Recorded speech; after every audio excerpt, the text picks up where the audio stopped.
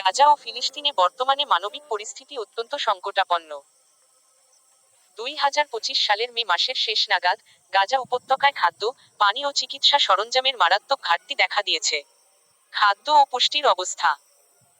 গাজায় 2.1 মিলিয়ন মানুষের মধ্যে প্রায় 4,70,000 জন, প্রায় 22% চরম খাদ্য সংকটে, আইপিসি ফেজ 5 রয়েছেন।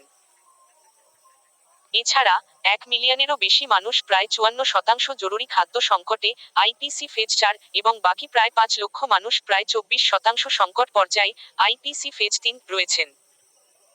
এই পরিস্থিতি 11 মে থেকে সেপ্টেম্বর 2025 পর্যন্ত অব্যাহত থাকার পূর্বাভাস দেওয়া হয়েছে।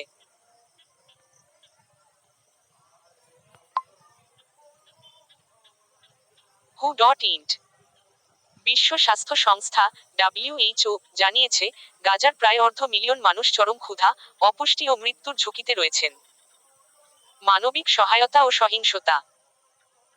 ইসরায়েল ও যুক্তরাষ্ট্রের সহায়তায় পরিচালিত গাজা হিউম্যানিটারিয়ান ফাউন্ডেশন GHF খাদ্য বিতরণ শুরু করলেও এটি পর্যাপ্ত নয় এবং বিতরণ কেন্দ্রে বিশৃঙ্খলা, গুলি ও হতাহতের ঘটনা ঘটেছে। একটি খাদ্য গুদামে হামলার সময় অন্তত 4 জন নিহত হয়েছেন। সাম্প্রতিক হতাহতের সংখ্যা। 2023 সালের অক্টোবর থেকে শুরু হওয়া সংঘর্ষে গাজায় প্রায় 54,000 ফিলিস্তিনি নিহত হয়েছেন, যাদের বেশিরভাগই নারী ও শিশু।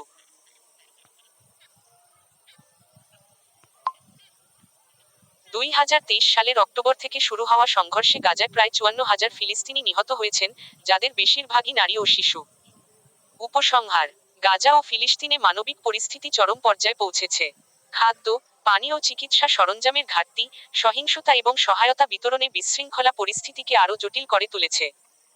আন্তর্জাতিক সম্প্রদায়ের জরুরি হস্তক্ষেপ প্রয়োজন।